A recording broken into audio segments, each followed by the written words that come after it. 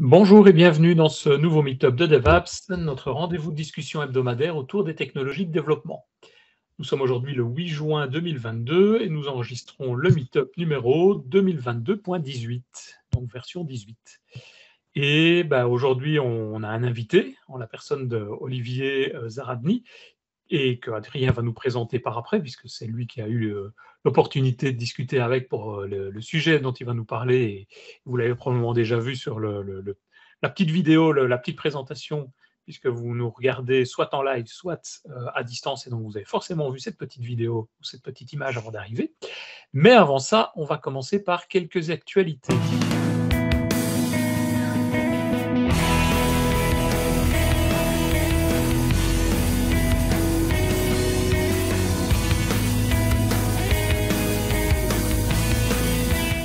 Et donc, on va commencer peut-être par une première actualité, Christophe, qui est concernant GitHub. Oui, Dis-moi un petit peu. il y a une super truc GitHub et je vais vous partager en fait d'abord mon écran. Alors je cherche l'écran, 13 fenêtres à partager. Oh putain, celle-là. En fait, il n'y a pas longtemps, en fait, je fais ma pub, c'est génial, j'adore. J'ai partagé un truc sur GitHub et du coup, je savais absolument pas comment faire une démo. Et du coup, ce truc-là, je l'avais jamais fait. Vous savez, aller foutre son blog ou l'objet. Le téléphone il sonne. Ou l'objet ou l'objet ou le truc que vous faites. Et en fait, du coup, il faut aller sur Skill GitHub page où ils vont en fait vous guider tout au long. Vous avez plein de tutos qui vous permettent de développer, d'aller plus vite. En moins d'une heure, vous faites quasiment tout dans GitHub, donc c'est super bien cool. Et la prochaine action que je vais aller voir, c'est pour faire les GitHub Actions, parce que je fais encore à la main ce putain de poussage de site, enfin d'exemple en fait. Donc voilà, c'est un truc qui est vraiment chouette, c'est les Scale Git Page ici, et etc. Il y en a pas partout. C'est pour faire des GitHub Pages, c'est ça? Ouais, mais il y a tout en fait, ça va être, on va dire, le Wikipédia de GitHub, si tu veux, en gros, d'accord? Voilà. Scale. Oui, mais là, il héberge ton application. Là. Pardon? Il héberge ton application. Oui, mais c'était un exemple pour vous dire qu'il y a des tutos en fait sur skylgithub.com. Qui explique comment le faire, quoi. C'est ça. L'idée, c'est d'avoir l'adresse skills.github.com, si je comprends bien, où tu as tous les tutos pour faire tout ce que tu veux sur GitHub. Tout à fait. Si je résume. Et c'est top. Pour moi, la prochaine truc, je vais aller faire les Hello GitHub Action.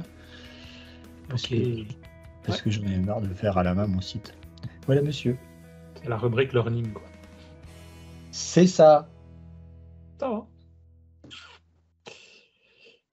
Et la suite? La suite, c'est du HTTP. Il y a le 1, il y a eu le 2, et il y a le retour, le 3. Ça, c'est super bien, le 3, hein, le HTTP 3. Et qui nous parle de ça? Bon, je dirais, non, pas Olivier, pas Michel, pas Benjamin, Adrien. Vamos.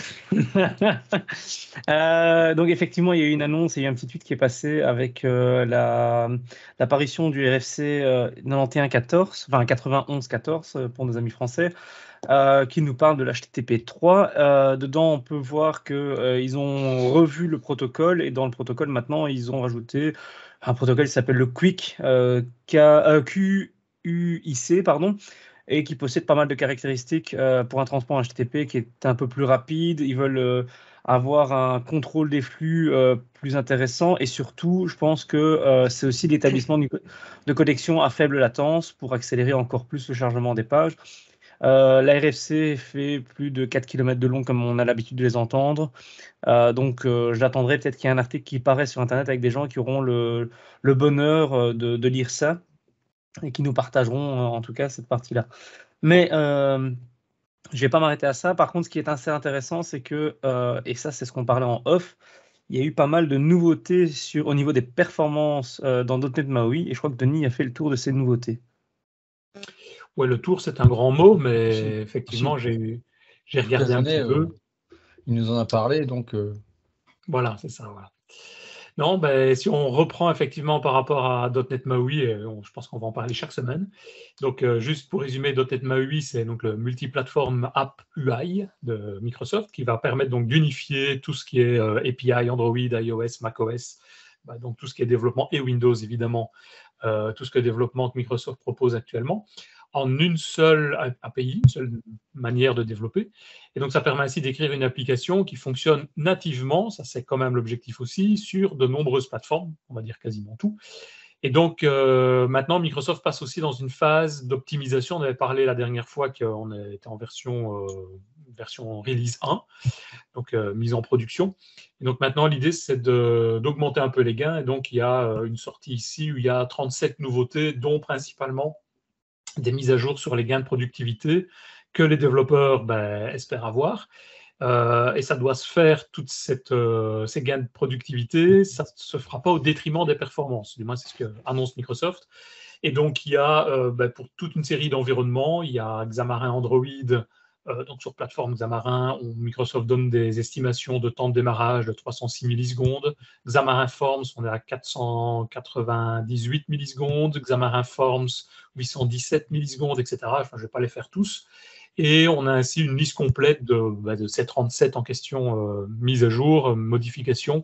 Alors ça va jusqu'à l'optimisation de l'AOT, les processus et de systèmes de mesure sur l'overtime au démarrage, génération du single file assembly, des mises à jour et des optimisations avec l'interop de Java, notamment pour Android par exemple. Donc, bref, on vous mettra le lien. Il y a sur le dev blog de Microsoft une série d'optimisations et de mises à jour sur tout ça. Donc ça, en tout cas, ça avance dans le bon sens. Ça dépote, hein. Ouais, ça dépote, je trouve. Moi, je suis bluffé, quoi. Ouais, tout à fait. Et avec l'intégration avec Blazor, on en a déjà parlé aussi, mais moi, personnellement, c'est ce qui m'intéresse, c'est de pouvoir effectivement développer dans ces technos et d'avoir même des applications MAUI natives développées en Blazor, quoi. Donc ça, je trouve ça quand même vachement cool aussi. D'ailleurs, Denis, j'ai vu un truc passer. Microsoft Learn a lancé une série de 8 épisodes pour apprendre .NET MAUI. Donc, c'est vraiment chouette. Oui. Donc, ça dure, je crois, à peu près 4 heures de formation offerte par Microsoft Learn et ça permet de pouvoir faire ses premières applications en passant par la navigation, les transitions de page, tout ce qu'on a réellement besoin pour pouvoir faire une application en .NET MAUI. La seule question que j'ai pour vous, c'est qui a déjà été confronté à devoir publier une application dans l'App Store? Putain. Non, mais on est vite. Je pense que ça reprend les mêmes conditions de l'App Store précédent, non? Ouais, non, c'est pas que ça reprend les conditions, c'est juste de publier une application sur l'App Store, c'est la croix et la bannière, quoi. Il faut générer 7 certificats différents, il faut... Moi, je me dis toujours, je m'interroge toujours, dites, sur le fait que on remplace le web, reste le web, quoi. Un bon responsive avec les bons components, les bons contrôleurs. Parfois, j'ai envie de dire, ouais, ok, le natif, il est top, mais putain, le boulot pour publier une app sur les stores. Faut vraiment du store aussi, hein. Si tu publies dans iOS, Android, c'est probablement différent, quoi. Pardon. Mais j'ai pas eu l'expérience récemment. Je l'ai eu il y a très très longtemps, mais pas récemment personnellement. Mais ça peut être une bonne idée, ça, d'avoir des retours d'expérience là-dessus. Ceux qui ont déjà eu l'occasion de faire ça, et si ça s'est bien passé ou pas. Ouais, je serais curieux. Salut Laurent. Et qui va nous parler maintenant de la private preview du port tunneling dans Visual Studio? Je vais le faire parce que je pense que Tos ne sait pas de quoi on parle.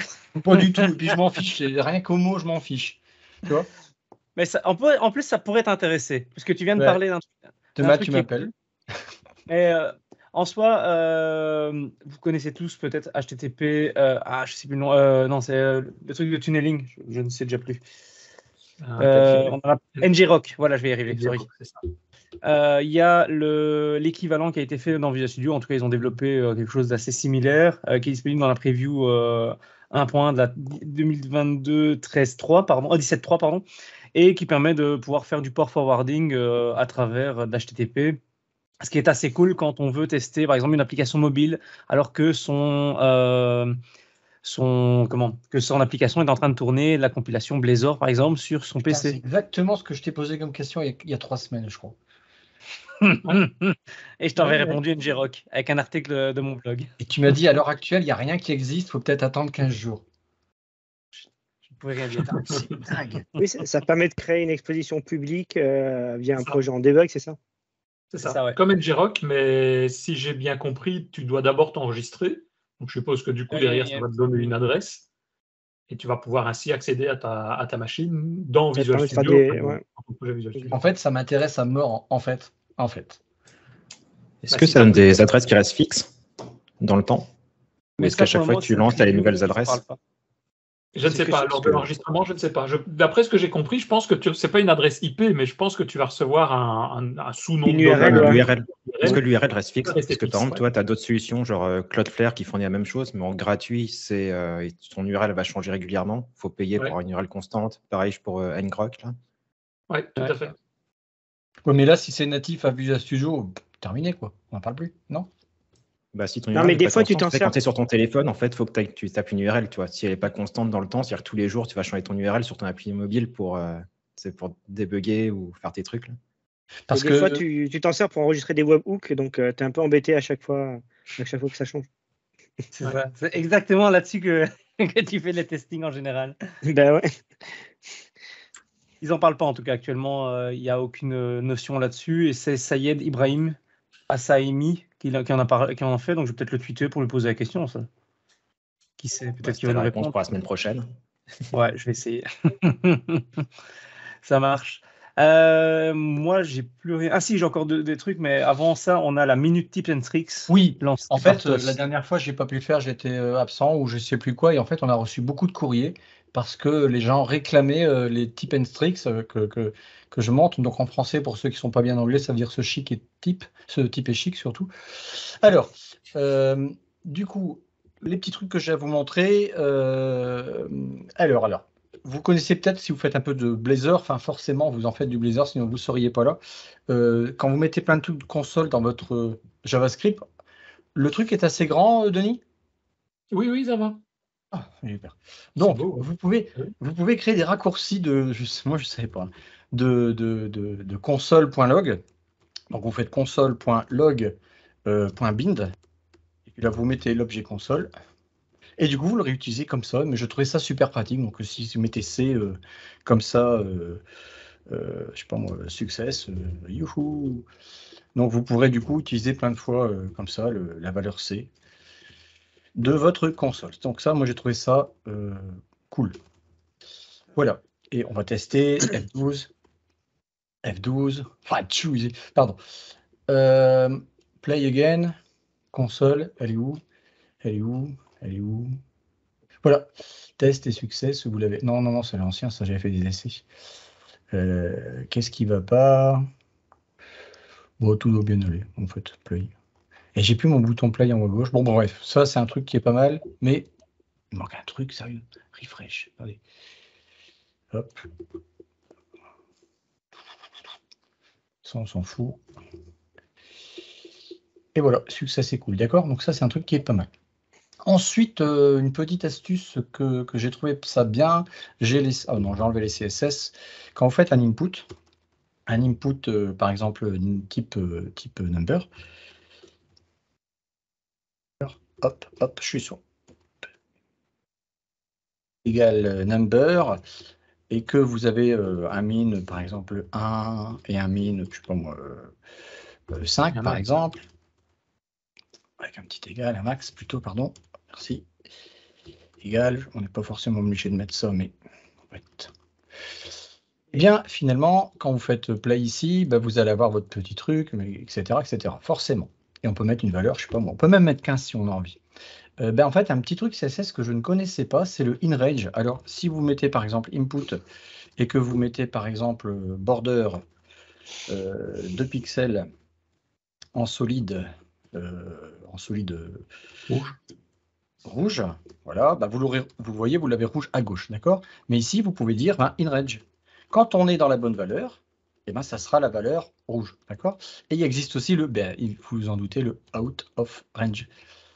Donc si vous mettez ici out of range, et que là vous mettez rouge et là vous mettez vert, et bien quand on va jouer à ça, du coup si on met ça, forcément on va avoir la valeur verte, et si on met 15, on aura forcément la valeur rouge, et moi j'ai trouvé ça assez sympa. Vous connaissez peut-être le data list, moi je ne le connaissais pas. Donc en fait, imaginons qu'on ait un autre input qu'on va marquer en texte. Et là, forcément, on va marquer ce qu'on veut. Imaginons que ça soit, vous choisissez votre langage particulier, donc langage que vous aimez, donc Angular, vous mettez le texte que vous voulez. Eh bien, on peut créer des listes. Alors, liste, c'est les data lists. Data list, c'est assez pratique, et ça peut vous aider en Blazor aussi, par exemple. Donc, en fait, vous allez créer une option de valeur, donc le value égale Blazor. Blazor server, voilà, vous allez faire... Vous allez recréer un autre type de langage, on va appeler, je sais pas moi, qu'est-ce qu'on pourrait mettre? Alors, Maui. Zem, ouais, par exemple, attends, hop. Voilà, et on va faire, je sais pas moi, qu'est-ce qu'on peut développer encore comme langage? Blazor Maui, par exemple. Turbo Pascal. Ouais, non, des vrais langages. Maui, voilà, j'ai appris en Turbo Pascal. Et du coup, en fait, cette liste-là, on va lui donner un ID. Un ID égale langage. Ici, il suffit simplement de dire ma liste, c'est ma liste langage. Et en fait, ça va vous proposer des trucs sur une liste toute con. Je crois que j'ai pas fait d'erreur. Et du coup, quand vous êtes là, vous avez du coup vos... Tiens, pourquoi il me propose pas? Il doit y avoir une erreur dans mes options là-haut. Là. On propose que 2. Je vois pas. Ah oui, malheur. Il y a un R. Voilà, donc ça, c'est une petite astuce que j'aime bien sur des inputs texte. Ça peut être très pratique. Enfin, un truc que vous connaissez ou pas, c'est l'objet picture, la commande picture. Alors, picture, en fait, si on met une image à l'intérieur, alors j'ai pris une URL d'une image, HTTP, voilà, je la colle, hop, ici. En fait, picture va nous permettre de mettre des images qui vont être responsives, mais en HTML direct. Donc, une image, on sait ce que c'est IMG, on lui décrit sa source, coller. Alors, je vais lui mettre quand même, voilà, c'est là un grand truc, donc je vais mettre un style égal hauteur, je sais pas moi, 150, ouais, ça va, pixels, voilà. Donc là, on a une image, et puis quelle que soit la largeur qu'on donne, ça reste mon image, bien évidemment. En fait, Picture, ça vous permet de faire des images qui vont être responsives, en fait, d'en utiliser d'autres. Donc, je vais faire, vous ne le voyez pas, mais j'ai créé un petit chemin avec des copier-coller d'images. Donc, en fait, il suffit d'ajouter ici une source. L'image, on va lui donner, en fait, les médias. C'est comme les media query, mais côté HTML. Et ici, on va lui donner un min dimension. Je sais pas moi. 600. On t'a inversé le T et le H. Ah, je fais tout le temps cette erreur là, con. Donc c'est pas une exception. Voilà, puis après on lui donne une source 7. Tu mettras source 7 égale cette image-là. Voilà. On ferme ça. Je vais en mettre. Alors je vais aller prendre une autre image, copier. Voilà. Et en bas, en fait, on va mettre une autre. On peut mettre autant qu'on veut, des sources. Source média. Et donc là, pareil, on va mettre un min W WDTH. Et là, on va mettre, je sais pas moi, 400 pixels. Ça fait la même erreur. Ouais, non, mais je sais, je le fais souvent, cette erreur. Hein. Putain, je démarre. DTH, voilà, à la fin, j'ai peut-être pas oublié un truc là-bas. Je vois pas facilement comment truc. Oui. Et du coup, en fait, si on vient tester un peu ça, voilà. Donc en fait, c'est pour vous permettre d'avoir des images responsives sans aucun code source en CSS. Voilà, c'est tout. C'était les 4 petites astuces que j'ai trouvées sympas pour vos super développements en Blazor, par exemple. Juste pour compléter rapidement le picture, là, il y a un autre cas d'usage qui est assez important aussi, c'est de pouvoir fournir différents types d'images. C'est-à-dire une image par exemple en PNG, une image en AVIF, qui serait beaucoup plus légère pour les gens qui ont un browser qui supporte ça. Pour le moment, c'est juste Chrome et la famille Chrome, enfin pas Edge, mais ça permet aussi de faire ça. Et du fait pour les browsers récents, d'avoir une image qui va être 2 fois plus légère à peu près, quoi. Yes, alors oui, mais sauf que maintenant, tu as le lazy loading, qui est pratique aussi, ça. Rien à voir. C'est ton image PNG, elle fait par exemple 1 meg. Tu la recompresses en AVIF, elle fait 500 kilos, quoi, voire moins. Donc c'est encore différent. Ça vient en le complément. lazy loading, c'est que si tu vas, en fait, si tu as des images qui sont tout en bas de ta page, il va les charger au fur et à mesure que tu vas scroller normalement. C'est ça, hein? C'est ça. Quand elles arrivent proche de ton viewport, ils commencent à les charger. C'est ça. Et ça, c'est super pratique, en fait, ça aussi, ce lazy loading. Mais maintenant, il faut essayer de... Alors, tu parlais des images lourdes. Vous avez vu le nouveau format? C'est plus un nouveau format, c'est quoi? C'est le WebP ou un truc comme ça? C'est quoi, maintenant, il y a la VIF qui est encore mieux. La quoi? AVIF, c'est basé sur AV1, sur le codec AV1. Bah, pour info, là, j'ai un article de blog qui prend ça pour les vidéos là, que j'ai publié le lundi. Pour recompresser les vidéos avec AV1. Mais en fait, il y a la même chose pour les images. Donc, sûrement lundi prochain pour mon blog.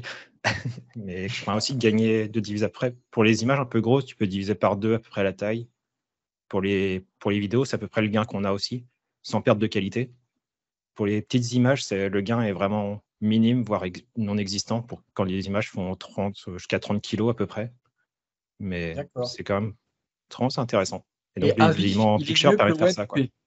Et Avif est encore mieux que WebP. AV1, c'est ça, elle est un peu moins supportée pour le moment, parce que WebP est supporté par Safari, par exemple. Mais rien ne t'empêche de fournir les 3 formats, PNG, WebP et Avif. Et l'air de rien, il faut hyper faire attention à ça, parce que Google, en CIO, il fait hyper gaffe à ces trucs-là. Mais alors, hyper gaffe. Donc, dans un premier temps, même déjà le WebP, il faut le mettre partout. Une question de ce côté-là, quand vous avez des petites images, des petites icônes, par exemple, ceux qui ont l'expérience là-dedans, vous trouvez que c'est mieux de les intégrer dans l'HTML, donc faire soit, si c'est du SVG, mettre le code SVG ou du B64 dedans pour avoir un seul fichier HTML qui contient ça, ou bien d'avoir une référence vers des petites images et une multitude du coup de petites images sur le côté? Alors, d'expérience, si tu prends le SVG spécifiquement, il y a une différence entre inliner ton SVG ou le référencer. Quand tu l'inline, tu as les possibilités en plus du style. Si tu veux par exemple changer la couleur des éléments, etc., quand tu fais un mouse over. Ça, c'est pas possible quand tu le références en image.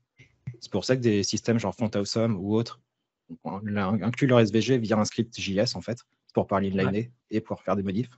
Ça, c'est un cas un peu spécifique. Pour tout le reste, c'est... Alors, en fait, avec HTTP 2 et 3, c'est beaucoup moins gênant d'avoir plein de petits fichiers. Que comme tout est multiplexé sur la même connexion, c'est moins gênant. C'est ça, il le fait en parallèle. Tu as l'autre point qui est au niveau de la cache. Si ton image est réutilisée sur 10 pages différentes et que tu t'attends à ce que tes utilisateurs naviguent sur 10 pages différentes, enfin sur plusieurs pages, si tu es en cache, ils vont réutiliser. Donc, tu évites un download sur les pages suivantes, en fait. Ok. Merci. On passe à la suite. Ça marche. Et donc la suite, qui présente? Ou il se présente tout seul, Olivier? Non, mais j'avais encore un truc, si tu regardes bien. T'en as encore quelque chose? Ouais. Ah oui, vas-y. Ah oui. Ok, je vais faire le petit point community parce que si vous connaissez, il y a la DevFest de Nantes qui aura lieu le 20 et 21 octobre prochain. Il faut savoir que c'est le plus gros événement web et tout en général, en fait, parce que ce truc-là est quand même une mecque des DevFest. C'est le plus gros des DevFest en tout cas. Et la billetterie ouvre ce 10 juin à 10h10. On mettra le lien, c'est gdgdevfestnantes.com. Juste pour info, l'année passée, les places sont parties en 1 heure, les 3000 places pour les 2 jours. Donc, si jamais ça vous intéresse, mettez peut-être un rappel dans votre agenda pour ce vendredi et ainsi, potentiellement, espérer d'avoir une place. C'est pas des Moi, joueurs, je le ferai en tout cas. Parce qu'il ferait ça à 3h du matin. Moi, si je serais joueur, je le lancerais à 3h du mat', l'ouverture des billets. Mais bon, ils sont pas cool. Et il y a le DevFest Lille ce vendredi, c'est ça, Olivier? C'est bien ça, vendredi, complexe Kinépolis à l'homme. Alors, je ne sais pas s'il y a encore des places dispo, mais en tout cas, c'est ce vendredi. On peut te retrouver là-bas? Tu y vas? Ouais, j'y vais, ouais. Ou qui? On va introduire alors... en anglais, ça sonne toujours mieux, introduire. Ça fait toujours plus classe. C'est ça. C'est à cause de ce monsieur que j'avais la braillette ouverte non, c'est pas comme ça qu'il fallait l'introduire.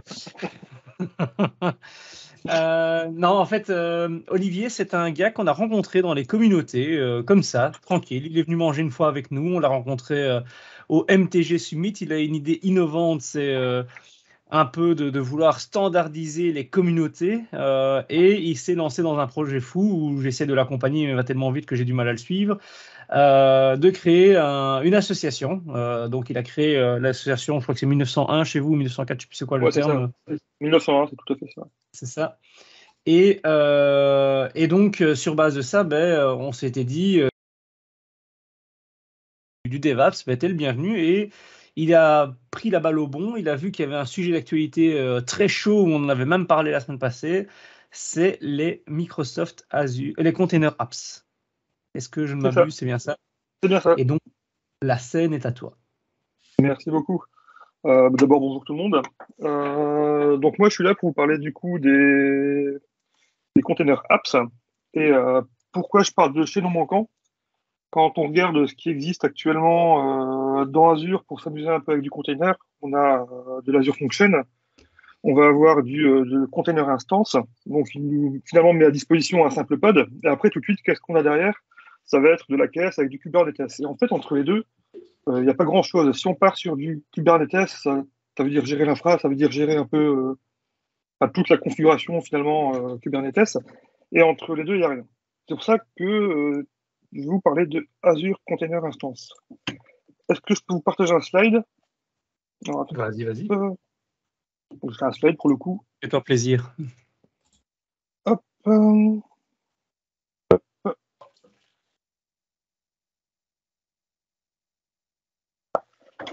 Ok, du coup, on a... C'est joli, hein. C'est sympa. C'est le logo MTG qui me plaît, mais c'est pas le bon, hein. Tu t'es trompé. Voilà, j'ai globalisé, hein. J'ai pas mis la ville, j'inclus tout le monde dedans. Je suis inclusif.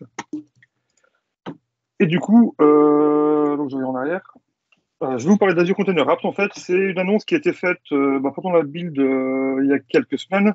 Et donc, c'est passé en General Availability. Et du coup, j'ai trouvé que c'était l'occasion d'en faire une présentation.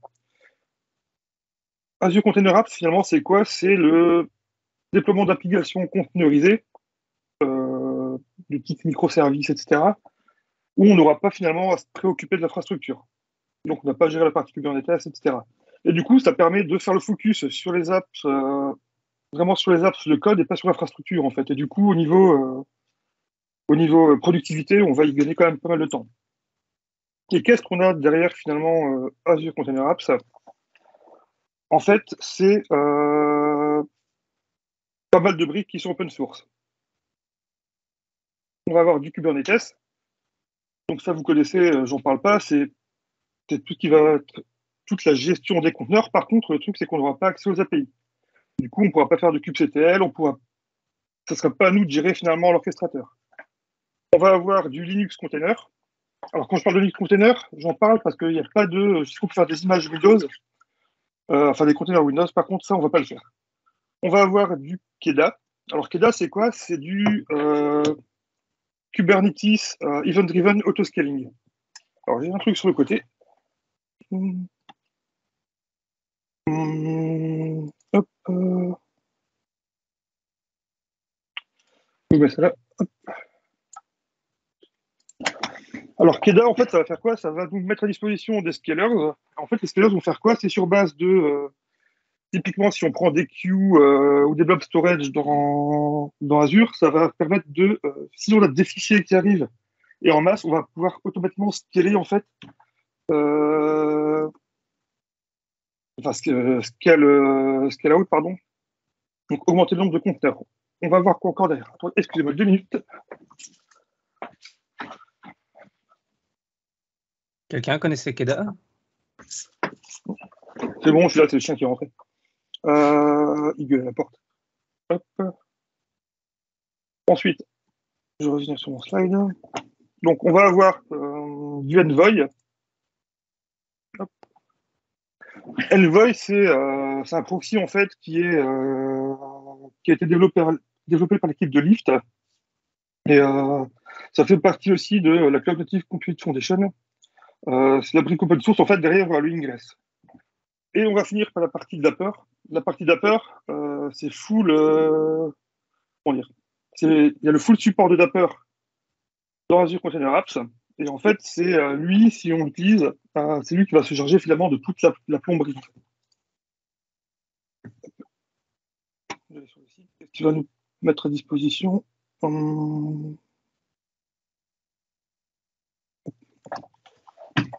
Donc avec Dapper, on va pouvoir faire, ça je ne vais pas en parler, il y en a qui en parlent mieux que moi, je vous enverrai un lien vers une présentation du MTG de Nantes, si je ne dis pas de bêtises. Donc on va pouvoir faire du service invocation, du PubSub, Secret Management, Service Discovery, State Management, etc. Donc derrière Azure Container Apps, on aura toutes ces briques-là. Et le tout, alors attends, je remets le slide. J'ai du mal à switcher entre mes deux écrans, j'ai changé de config. En fait, tout va tourner sous un provider Azure, en fait, qui s'appelle Microsoft Web. Typiquement, App Service tourne derrière Microsoft Web. Et du coup, avec tout ça, c'est un peu l'idée de s'affranchir de toute l'infrastructure et finalement de laisser la gestion de Kubernetes et vraiment de faire le focus sur nos apps. On va avoir différents use cases. Alors, les différents scénarios qu'on va avoir avec Azure Container Apps, typiquement, ça va être la mise en place, la mise à disposition de endpoints et d'API. Ça va être des applications de background processing, typiquement gérer de la data en base, faire du traitement. On va avoir du event processing, gestion de queue, tout simplement la gestion de file d'attente, et des architectures microservices. Qu'est-ce qu'on a actuellement pour faire du container dans Azure? J'en avais parlé tout à l'heure, on a ACI qui est Azure Container Instance, on a AKS qui est la partie Kubernetes, on va avoir du Azure Spring Cloud, typiquement pour déployer du Spring Boot microservice dans Azure. On va avoir de l'OpenShift. Donc là, ça va permettre de runner le Kubernetes via OpenShift et aussi, du coup, permettre de profiter de ses propres containers registry, de ses propres solutions de CI/CD et tout ça en passant par OpenShift. On va aussi avoir la partie Azure Function. En fait, c'est le fait de pouvoir justement déployer des Azure Functions dans du container. Derrière tout ça, on a derrière Azure Container Service. Je vais peut-être parler de AK plutôt, parce qu'à chaque fois répéter Azure Container Service, c'est un peu long. Je vais parler d'AK. Du coup, derrière AK, on a plusieurs concepts. On va avoir une notion d'environnement, on va avoir une notion de container. Une notion qui est vachement intéressante, c'est la notion de révision. On va avoir aussi la notion de cycle de vie des différentes révisions. Et bien sûr, la notion de microservice. Si on prend la notion d'environnement, en fait, la première chose qui vient, en fait, c'est qu'on va avoir une couche d'isolation via un virtual network, pardon. Et c'est lui qui va en fait limiter la connectivité finalement entre l'extérieur et les différentes révisions, les différentes applications qu'on a à l'intérieur d'AK. Et on va aussi avoir une partie logging qui va se présenter sous la forme de log analytic workspace. En fait, c'est un puits de log en fait, où on va venir déverser ces logs et après on pourra les consulter avec Azure Monitor, si je dis pas de bêtises. Qu'on a, c'est la notion de container. Alors là, du coup, les containers seront basés que sur des images Linux. Comme je disais tout à l'heure, ça ne fonctionnera pas avec des images Windows, avec des containers Windows, pardon. Les images, elles peuvent provenir de conteneurs publics type Docker Hub, de conteneurs privés type, de registries privées, pardon, type Azure Container Registry. Si le conteneur crash, donc ça va redémarrer automatiquement. Et on définit sur les containers, ça c'est les gens qui font du Kubernetes, connaissent ce truc, si on définit des memory requests et des CPU requests, qui va en fait permettre de définir des valeurs minimales pour qu'un conteneur puisse tourner. Et un truc vachement important aussi, c'est que comparé à Kubernetes, ça, on peut le faire, mais dans AK, on va pouvoir le faire, c'est runner les conteneurs en fait en mode privilège. Ça, dans AK, c'est pas du tout autorisé. Je sais que dans Kubernetes, on peut le faire. Par contre, je crois que c'est même pas une bonne pratique d'ailleurs. Les révisions. Alors, les révisions, c'est quoi de révision? Les révisions, c'est un snapshot d'une container app, en fait. C'est vraiment c'est immutable. C'est vraiment un snapshot. Ça va permettre de faire quoi? Les différents usages. On va pouvoir faire de l'A/B testing. On va pouvoir faire du blue-green deployment. On va pouvoir faire du CADA et release. Et pour info, on peut conserver une centaine de révisions, si je ne dis pas de bêtises, ce qui permet quand même de garder un historique assez conséquent des différentes mises à jour de nos apps. Le cycle de vie des révisions, en fait, c'est assez simple. Donc, on a la première partie qui est déploiement. À partir du moment où on déploie une application, la révision, elle est créée. Il y a une deuxième étape, ça c'est l'update. Alors là, je l'ai pas mis dans le slide, mais en fait, il y a deux façons de le faire. En fait, au niveau des révisions, on a deux possibilités. Soit de faire tourner AK avec en single mode, c'est-à-dire qu'on peut avoir une seule révision, ou soit on peut avoir des multiples. Si on update une révision sur une mise à jour Sur du single, donc la nouvelle remplace automatiquement la première qui est désactivée. Si on est en multiple, donc là, les deux révisions vont vivre simultanément. Ensuite, on a la désactivation de révision, donc ça, c'est simple, on a juste à désactiver la révision. On a aussi le shutdown. Le shutdown, il se fait quand on scale in, c'est-à-dire que si on scale in, on coupe des compteurs, du coup, la révision se shutdown. Si une révision est désactivée ou si tout simplement le container est supprimé. Les microservices, donc là, cette notion-là, c'est on va gérer le scaling, le versionning et la mise à niveau de façon complètement indépendante. Ça va gérer aussi la façon dont les services vont communiquer entre eux. Et on a aussi, j'en ai parlé tout à l'heure, la gestion native de Dapper. Au niveau de la scalabilité, on ne peut faire que de la scalabilité horizontale, c'est-à-dire qu'on va pouvoir ajouter des instances en fonction de la charge ou pouvoir en enlever. Et pour ça, il y a plusieurs critères. Donc, en fonction du trafic HTTP, donc en fonction des requêtes concurrentes, je crois que le minimum, enfin la limite est à 50 par défaut, si je ne dis pas de bêtises. On va pouvoir scaler. On va pouvoir scaler aussi en fonction de la charge CPU, en fonction de la charge mémoire, et aussi du coup, on a du KEDA en fonction des différents scalers KEDA qui vont être branchés sur des blob storage ou alors sur des composants de cloud provider autres. Je crois qu'il en existe quand même pas mal. Il y a une trentaine, une quarantaine de scalers, si je dis pas chez KEDA. Et les règles de scaling, de toute façon, il n'y en a que deux. C'est minimum, c'est 1. Enfin, minimum de réplica, pardon, ça va être 1.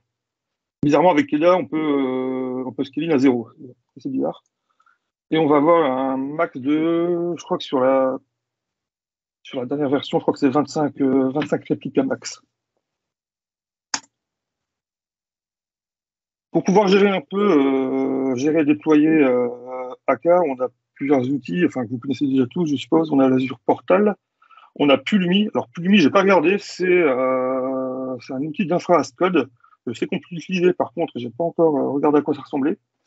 On va avoir du Azure CLI via PowerShell ou autre.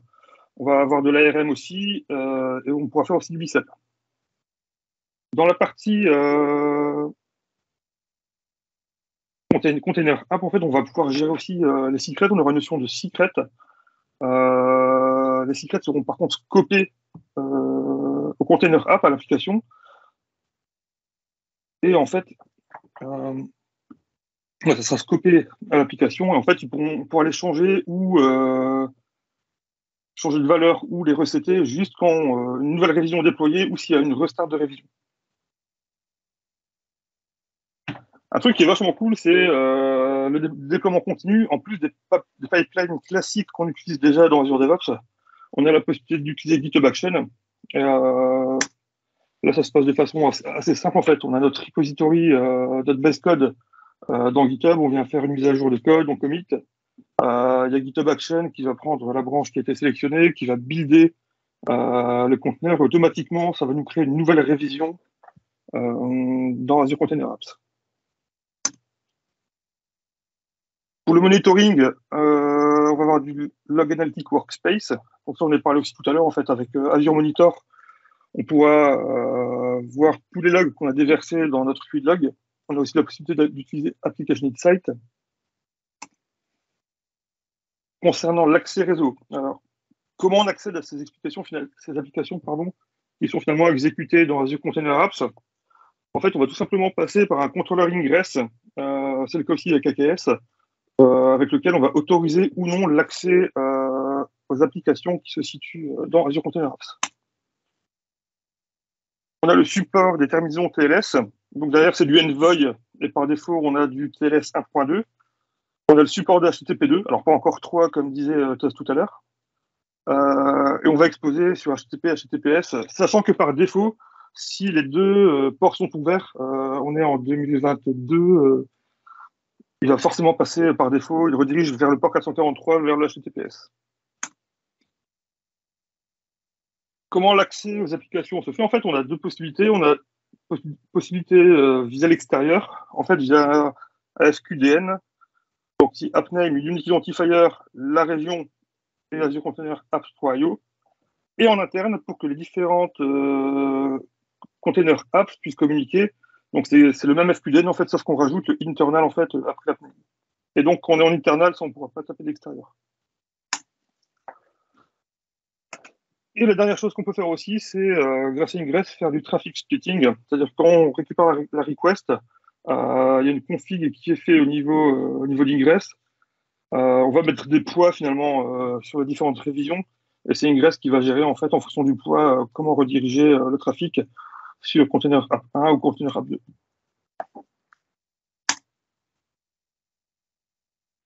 Est-ce qu'on passe à la démo? Ah oui, tu nous as fait languir jusqu'à là. Je parle super vite. Par contre, Je sais pas, on vote. Hein. Qui veut qu'il reste? Voilà, l'unanimité. Il y a des pouces, tu peux y aller. Alors, là, je me rends compte que je parle super vite. Ah, du Python. Non, mais arrête ta démo, c'est bon. Non, ça va pas du Python, t'inquiète. Là, ce que je vais faire, c'est que j'ai passé du coup, on va créer un container app, on va créer l'environnement en passant par Azure CLI. Donc, je vais commencer par un Z-Login. Il va débrancher sur mon navigateur pour me connecter. Hop. Donc, c'est bon. Donc là, je suis connecté sur mon Azure. En fait, on va créer un environnement, on va créer le log workspace et on va créer une bête container app en fait basée sur une image Hello World à la con. On va retrouver ça. Hop, j'ai mis du code de côté quand même. Donc, le premier truc qu'on va faire, c'est qu'on va créer notre ressource groupe. Ressource groupe créée. Ensuite, on va créer le Analytics Workspace.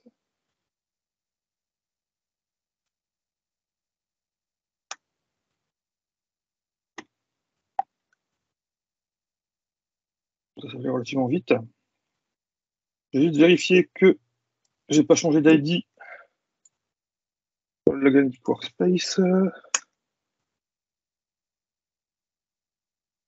Ok, c'est bon. Okay. Et du coup, ce qu'on va faire, donc là, maintenant qu'on a notre ressource groupe, on a notre Analytics Workspace, notre puits de log, alors on va pouvoir créer le premier truc qu'on a, c'est l'environnement. Comment faire l'environnement?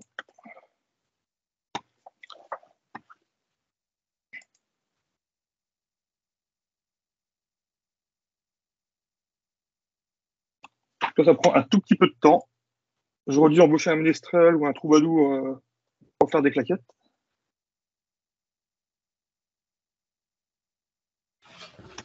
Je vais revenir sur l'écran. Si tu sais zoomer, je ne sais pas si c'est faisable là-dedans.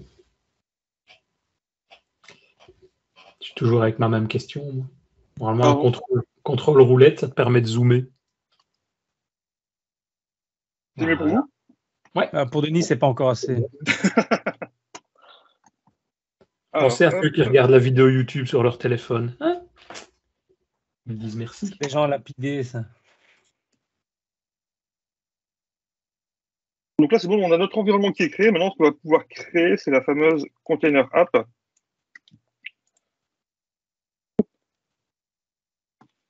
Donc en fait, bon, c'est tout simple. On lui donne le ressource groupe, on lui donne un nom. On va lui donner l'environnement. Du coup, c'est l'environnement que je viens de créer plus haut. L'image sur laquelle elle est basée, ça c'est une image par défaut dans Azure Container Registry, si je ne dis pas de bêtises. Surtout, on va spécifier le external, sinon on ne pourra pas contacter notre URL et on va l'exploiter sur le port 80.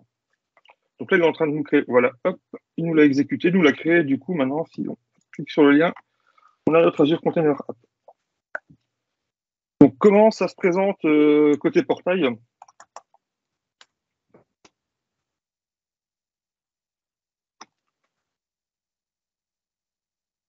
Donc, côté portail, on va retrouver finalement tout ce que j'ai expliqué très vite juste avant. Normalement, il m'a créé ici. Voilà. On a bien notre environnement ici. Dans notre environnement, on va retrouver finalement toutes les apps qu'on lui a ajoutées. Bah là, il n'y en a qu'une, hein, vu que j'en ai créé qu'une pour l'instant. On va retrouver, hop, je reviens en arrière, le fameux Log Analytic Workspace et notre container app.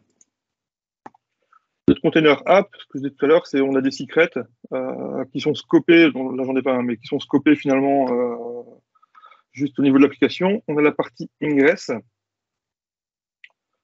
qui est activée. On a la partie continuous deployment où là on pourra configurer la partie GitHub Action, où on pourra le faire aussi by code. On a la partie Dapper, donc ça aussi j'en avais parlé tout à l'heure, là qui est désactivée. Pour la démo, on n'en aura pas besoin. Et on a la partie qui est vachement cool ici, c'est la partie justement révision management, où on voit finalement que j'ai créé une première web app qui était déployée, et avec sa première révision, et on voit que le trafic est à 100%. Ce que je disais tout à l'heure, c'est qu'il y a plusieurs modes finalement au niveau de la révision. Il y a single mode, c'est-à-dire qu'on aura une et une seule révision. C'est dès qu'on va déployer cette révision, elle va automatiquement remplacer l'ancienne. Et si on veut en faire vivre en parallèle, finalement pour faire du blue-green, de l'A/B testing, peu importe, il faut activer le multiple serial revision active, enfin ce truc-là. Ça met un tout petit peu de temps juste à l'activer, ce qui va nous permettre justement de pouvoir splitter le trafic sur deux containers app. C'est en train de se faire. Voilà, c'est fait. Du coup, maintenant, ce qu'on va faire, donc là, ici, on a notre application qui est déployée. Hein. On en a qu'une. Hein. Ce qu'on va faire, c'est vous voyez, ça c'est grand pour vous ou il faut que je zoome hein ouais, t'inquiète. Les cannes blanches, on les a laissées dehors. Et du coup, ce que je vais faire, c'est que je vais faire une nouvelle révision. Donc là, je ne vais pas le faire en ce cas-là, je vais le faire directement via le portail. J'en ai ajouté une. J'ai une image quelque part qui traîne. Hop, on va appeler Sciences public. Public image. On va prendre Docker Hub dans public. Image, c'est celle-là. Hop. Ça, ce que je disais tout à l'heure, c'était j'en parlais. C'était les CPU et memory request qui permettaient de dire finalement quelles ressources finalement j'ai besoin pour que mon container puisse démarrer correctement. Donc là, je l'ai laissé par défaut. Et je vais supprimer l'ancien ici parce que sinon, ça va faire des problèmes de déploiement. Et on va le créer. Donc là, on fait le deploy property container as name. OK.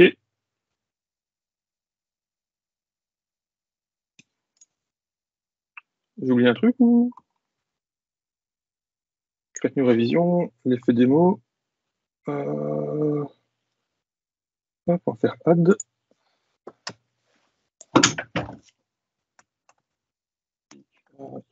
Le name, t'avais mis un espace.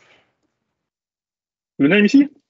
Ouais, t'as mis public espace bien image. vu, ouais, peut-être, ouais. Normalement, tu peux pas mettre d'espace, logiquement. Hop, donc ça c'est l'image que je récupère sur Docker Hub. Ça je ne change pas, les settings de base on les laisse, ok. Donc là normalement on est bon. Donc l'ancienne on la delete, create. Et là il est en train de me déployer une nouvelle révision. Combien de temps ça prend en moyenne?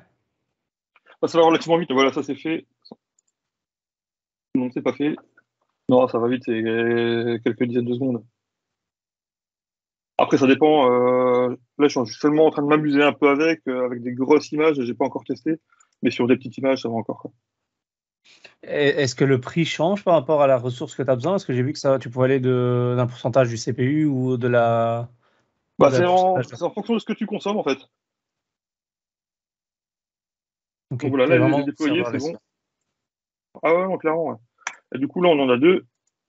Donc là, elles sont toutes les deux déployées. Et du coup, il y en a une forcément qui est à 100%. Et donc, les deux sont déployées comme j'ai activé le multiple révision.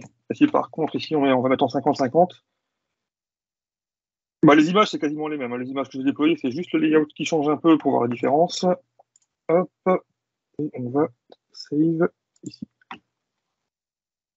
Normalement, c'est save. Et ici, on va bien voir en fait qu'il va splitter le trafic. Normalement, ça devrait changer. Voilà. il est en train de splitter. Avec du 50-50.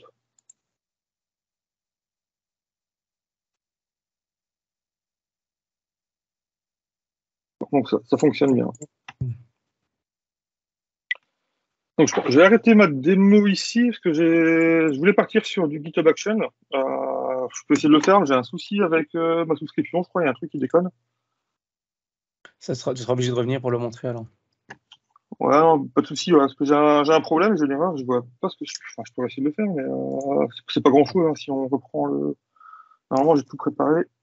Il faut juste créer un service principal pour pouvoir autoriser GitHub Action à utiliser ton Azure Container Service. Hop. En gros, en faisant ça, hop. Je sais pas ce que. Ah oui, je vais dire, on monte, on Ouais, voit rien. non, si j'étais en train de copier-coller un truc, genre en faisant ça, il devrait. Là, il faut que je regarde pourquoi. Donc en fait, on va lier en fait notre container app à GitHub. Donc l'URL de notre repo avec la branche notre container app. Ressource group, la registrie en fait où GitHub Action va devoir pousser l'image qui était buildée en fait. Ça, je vais le supprimer après la registrie, vous inquiétez pas, je vais la déliter. Mais... ça va être la container registrie où on va pousser l'image. Et voilà en fait. Et puis le token aussi GitHub qui va pouvoir permettre justement d'utiliser toute la puissance en fait, de GitHub Action, du commit jusqu'au build, pousser l'image dans un container registry, automatiquement déployer une nouvelle révision des containers app. Je regarde pourquoi j'ai une erreur ici. Pas de problème. Tu reviendras vers nous la semaine prochaine, nous présenter ça. Pas de souci. Ça marche? Donc voilà pour la petite démo. Cool. Vous avez des questions?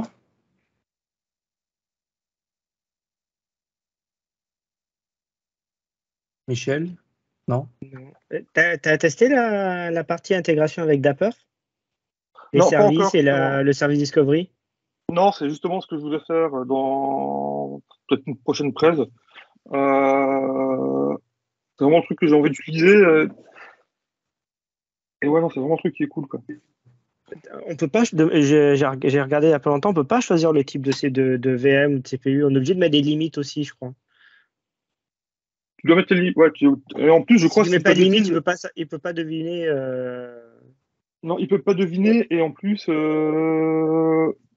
limites fonctionnent par couple. Et tu choisis pas le type de CPU de VM qui sont en dessous de comme les nodes, comme tu choisirais les nodes sur Cube. Non, tu peux pas, non. Et j'ai vu, il n'y a pas encore, mais je crois qu'ils sont en train de travailler dessus, l'intégration avec les Abdomen Certificates, ce qui fait que si tu exposes du 443, tu es obligé de fournir ton propre certificat. Donc, ce qui est un peu emmerdant, parce qu'on est à l'heure de la script et compagnie, c'est un peu galère. Ils sont en train de mettre en place. Alors, est-ce que c'est en place maintenant ou est-ce que ça va arriver? Je sais pas, c'est tout ce qui est partie Authent. Ça vient un tiers type Authent GitHub, etc. Ça, ils sont en train de le mettre en place, mais je sais pas si c'est déjà d'actualité ou pas. C'était annoncé à la build, il me semble. Ils ont annoncé Ok. Ouais. Donc, on peut faire ça maintenant aussi, du coup. S'ils l'ont dit. Et Dapper, ça marche bien, Mitch. Moi, je l'ai utilisé un peu. Bah, moi, j'aimerais bien l'utiliser. Il y a Thomas Ranou de Nantes, ou Emmerich qui m'en parle. D'ailleurs, il faudrait que je partage aussi, si vous voulez voir une présentation sur Dapper, je vais vous partager le lien du MTG Nantes. Ils m'ont parlé souvent. fait la présentation. Ah bah voilà, on partage. Je l'ai fait aussi ici, au Meetup. C'était entraîné. Mais oui, j'ai vu que tu déclarais les services au niveau de l'environnement. Et après, tu peux les référencer. Et tu avais aussi la connectivité entre applications. Non, mais en gros, ce que j'ai compris, c'est que si tu fais pas du conteneur app sans Dapper, tu perds un peu l'intérêt de conteneur app, quoi. Ouais, bah clairement, ouais. Il faut avoir le Dapper en mode sidecar et. En fait, il installe lui-même. Tu as toute la puissance du truc, quoi. Il installe lui-même le sidecar. C'est pas comme Q où tu as besoin d'installer Dapper, il est déjà installé. Ouais, rien que pour la partie service discovery, finalement, c'est. C'est obligatoire. Avec un truc à choisir, c'est ça, quoi. Tu vois, c'est top. Je sais même pas comment tu peux faire autrement. Ah non, tu peux pas. En fait, sinon tu perds l'intérêt de l'environnement. L'environnement, il parle pas trop de l'environnement quand il parle d'Azure Container App. Il parle de l'app elle-même et il parle pas du fait qu'on peut mettre plusieurs apps dans le même environnement qui partagent les mêmes, qui peuvent communiquer entre elles. Ça, moi, j'ai trouvé un peu déroutant au début. Pourquoi ils appelaient ça apps? Parce qu'à la fin, on parle de microservices. C'est un service que tu déploies, c'est pas une app. Ouais. Pour moi, l'app, c'est l'environnement, quoi. Ouais. Ça dépend de ta granularité. Ouais, c'est vrai que au niveau naming, c'est un peu. Ouais. Après, on peut parler de pod aussi. C'est encore léger pour la partie HTTPS, mais je pense que ça va être prometteur.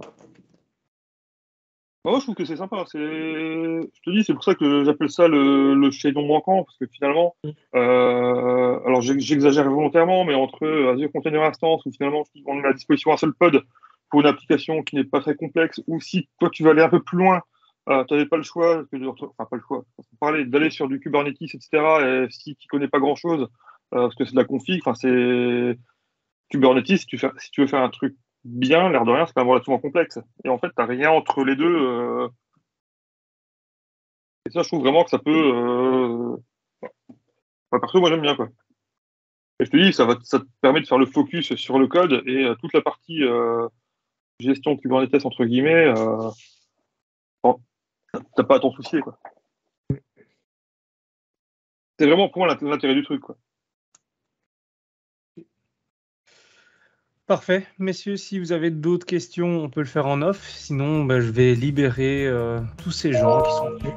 En tout cas, Olivier, un grand merci de ta présentation. Franchement, c'était trop cool parce que moi, j'ai appris pas mal de choses. Et je vous dis à la semaine prochaine. À la semaine prochaine. Salut. Ciao. Merci, ciao.